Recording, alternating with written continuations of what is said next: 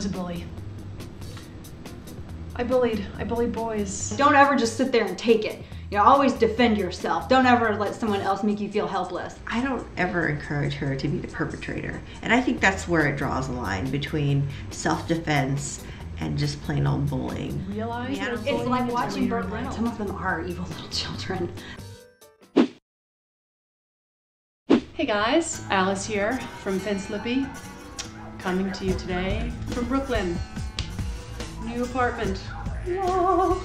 What I wanted to discuss with you, lovely ladies, today is bullies. Little evil children. Or misunderstood souls. I don't know, however you want to characterize them. My son doesn't really seem that affected by the whole bullying thing. You know, he's 6, so I don't know whether it's the fact that he's kind of easygoing or like a little clueless. I think boys tend to be a little more clueless about this stuff than girls. So he was telling me about some kids who were making fun of him, you know, just like saying like, you're the new kid, and he was saying like, well, I didn't know what to say, and whatever. And I said, and I was encouraging him to make fun of them back, which is not probably the most mature tactic, but that's what I would have done.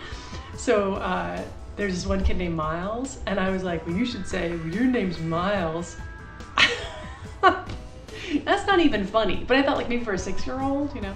Both my husband and I were raised to never come home to not lose a fight. Don't come home if you didn't fight back. That sounds so bad, but that's kind of the mindset that he and I were raised with. I mean, I was taught how to throw punches when I was a kid, so was my husband. My husband's family are involved in boxing, and so the parents were like, don't ever just sit there and take it. You know, always defend yourself. Don't ever let someone else make you feel helpless. And that just always kind of stuck with us. And it's funny when I watch Chris, my husband, talk to our boys about bullying, because it's like watching Burt Reynolds play with kids.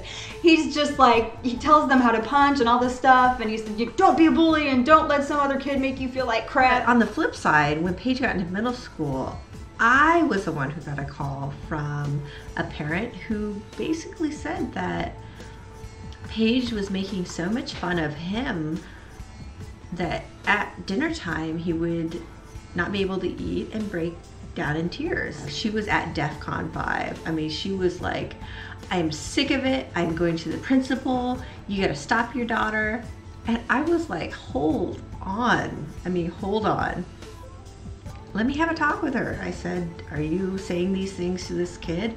And she said, yes, I do. But everybody does. And he's laughing about it and I'm laughing about it. And so we had this whole conversation about laughing on the outside, crying on the inside. I was a bully. I bullied boys.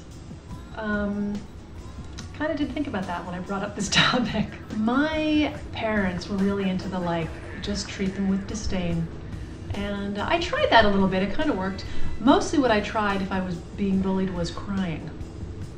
I did a lot of crying. I actually wanted a team of bullies just walk away in disgust because I was crying so much.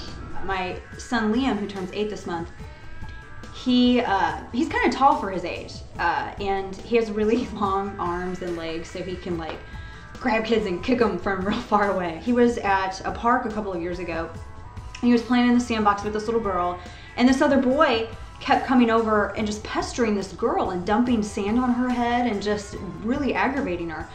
And I just sat there and watched what Liam did. He said something to the boy first, and then the boy kept coming over and aggravating her, and then he started aggravating Liam too.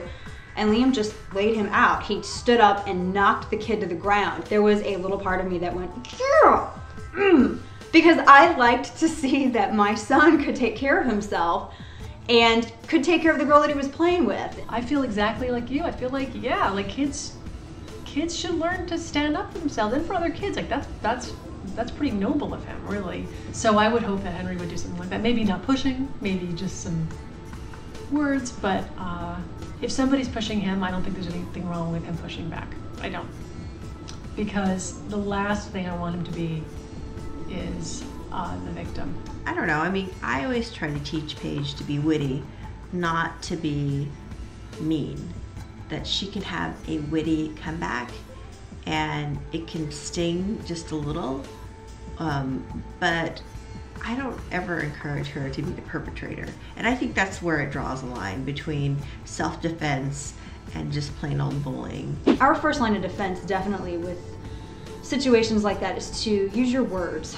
Try to be diplomatic, try to diffuse the situation, but there may be a time when they come across a kid who just doesn't care about diplomacy and he wants to beat their face in which case they are going to have to stand up and physically defend themselves. It's just hard because these are your babies, these are your precious babies, and you don't ever want to be told that they're the victim or that they're the antagonist in a situation.